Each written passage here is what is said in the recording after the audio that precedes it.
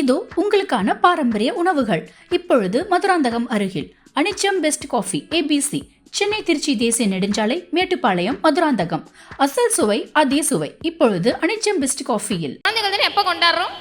November. குழந்தைகள் இருந்தால் கொண்டாடலாம், அது தெரியும். நவம்பர் 14 அன்னைக்கு குழந்தைகள் தினம் கொண்டாடுறோம். காதல் தினம் எப்போ கொண்டாடுறோம்? காதலிச்சா கொண்டாடலாம். ஆனால் பிப்ரவரி 14 காதல் தினம். நல்லா கணக்கு பண்ணி பாருங்க. பிப்ரவரி 14 ஸ்ட்ரெயிட்டாக 10 மாதம் நவம்பர் 14. ஒழுங்காக காதலிச்சா தானே நவம்பர் 14 அன்னைக்கு நாங்கள் குழந்தைகள் தினம் கொண்டாட முடியும்.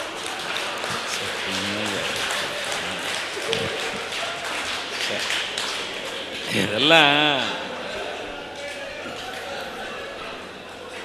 பூமி தாங்காது சாமி. என்ன நான் இது வரைக்கும் கணக்கு பண்றது தான் காதல்னு நினைச்சுக்கிட்டு இருந்தேன். காதல்ல இவ்வளவு கணக்கு இருக்குன்னு எனக்கு தெரியாம போச்சு. ஏமா எப்படிமா இதெல்லாம்? அதுவா வருது, அதான் வருது. நல்லா கேட்டுக்கோங்கய்யா.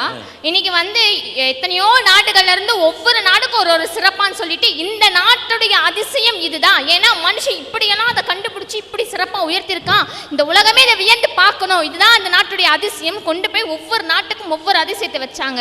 ஆனா இந்திய நாட்டுக்கு எதை தெரியுமா அதிசயமா வச்சாங்க? ஒரு ஆண் ஒரு பெண் மீது வைத்த உண்மையான உன்னதமான காதல். அவ இறந்துட்டா அவனால உலகத்துல எதையுமே சாதிக்க முடியாது. ஒரு சாம்ராஜ்யமே சரிந்து விழுந்ததே. அவளுடைய கல்லறையை இந்த உலகிற்கு நான் என்னுடைய அன்பு பரிசாக காட்டுகிறேன் சொன்ன தாஜ்மஹாலை தான் உலக அதிசயமா வச்சாங்க. இந்தியன் தான் சொல்லிக்கிறான் உலகத்துக்கு, காதலிச்சா சமாதி தான். எத்தனை பேருக்கு தெரியும் தாஜ்மஹாலுக்கு பின்னாடி ஒரு ஷாஜகான் மும்தாஜ் மட்டுமே இருக்காங்கன்னு? சில பேருக்கு மட்டும்தான் தெரியும். ஆனால் அதற்கு பின்னால் திலோத்தி என்கின்ற ஒரு உயிர் ஊசலாடி கொண்டிருப்பது யாருக்காவது தெரியுமா? ஷாஜகான் மும்தாஜை தொலைத்து விட்டு தவித்து கொண்டிருக்கின்றான்.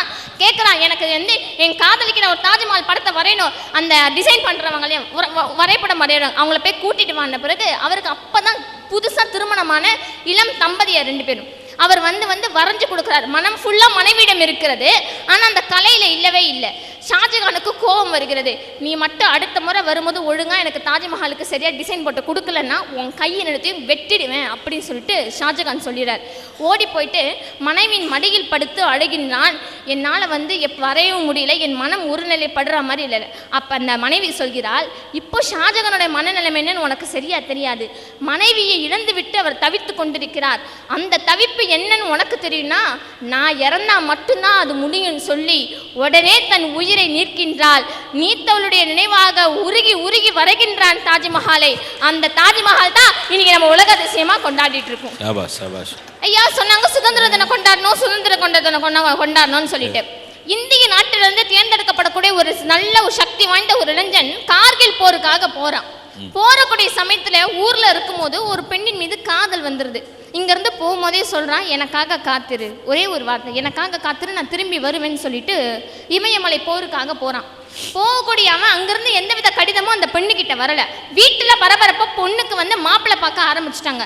பயம் பொண்ணு உடனே அடுத்தடுத்து கடிதங்கள் எழுத ஆரம்பிக்கிறா. மாமா தயவு செய்து என்ன ஒரு வாட்டியாவது பொண்ணு மட்டும் கேட்டுட்டு போயிடு, அதை மட்டும் நீ செஞ்சுட்டு போயிடு, மற்றதை நான் பார்த்துக்கிறேன், எங்கள் வீட்டில் நான் எப்படியாவது சம்மதம் வாங்கிக்கிறேன்னு. ஆனால் அங்கு தன் தாய் நாட்டிற்காக உயிரை கொடுக்க வேண்டும், அதே சமயத்திலே தன் வாழ்க்கையை ஒருத்திக்காக கொடுக்க வேண்டும் என்று சிந்தித்த இளைஞன் செஞ்ச காரணம் என்ன தெரியுமா? உடனே ஒரு கடிதம் எழுதினான். நீ என்னை உண்மையாக காதலித்தது உண்மை என்று சொன்னால் உன்னுடைய பெத்தவங்க யாரை பார்த்து திருமணம் பண்ணி வைக்கிறாங்களோ அவங்களையே கல்யாணம் பண்ணிக்கோ. அப்படி பண்ணாதான் நீ என்னை உண்மையை காதலிச்சதுக்கான அர்த்தம்னு சொன்னா. சுதந்திர தினத்தை கொண்டாடுறதுக்கு அந்த இளைஞன் போனானே, அவன் காதலை தியாகம் செய்து விட்டு போனானே, அந்த இளைஞனுக்கு நீங்க காதல் தினம் கொண்டாட மாட்டீங்களா? இந்த பொண்ணு பேசினேலேருந்து ஒண்ணு விளங்கிச்சு பார்த்தீங்களா? கார்கில் யுத்தத்தை விட காதல் கொடுமையானதுன்னு புரிஞ்சுச்சா இல்லையா? அந்த இளைஞன் தேசத்தின் மேல் வைத்த காதலுக்காவது காதல் தினம் கொண்டாடுங்களேன். அப்படியாவது கொண்டாடலாம்ல. என்னமோ காதல்னா அது இது என்னென்னமோ பேசுங்க. நான் தெரியாம கேட்கிறேன், கல்யாணம் பண்ணி வச்சா ஏதோ ஒரு அத்தை பையனுக்கோ மாமா பையனுக்கோ கல்யாணம் பண்ணி வைக்கிறீங்க. அதே பாசத்தை அதே உறவு முறை நாங்கள் வேற இடத்துல தெரிஞ்சா நீங்க ஏன் தப்பா நினைக்கிறீங்க? இப்ப சயின்டிபிக்கா ப்ரூவ் ஆன ஒரு உண்மை என்ன தெரியுமா? உறவு முறைக்குள்ள திருமணம் செஞ்சுக்கிட்டா குழந்தைகள் முடமா பிறக்கும், ஜீன் ப்ராப்ளம் வரும், அதாவது மரபணு தொல்லைகள் பிள்ளைகளுக்கு பல நோய்கள் வரும்னு சயின்டிபிக்கா ப்ரூவ் பண்ணியிருக்காங்க.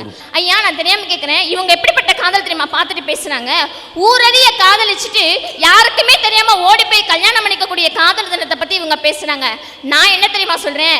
யாருக்குமே தெரியாம காதலிச்சுட்டு ஊரறிய இவதான் என் காதலி, இவதான் என் மனைவி சொல்லி கல்யாணம் பண்ணிக்கக்கூடிய காதலர்களுக்காக தான் நான் பேசிட்டு இருக்கேன்.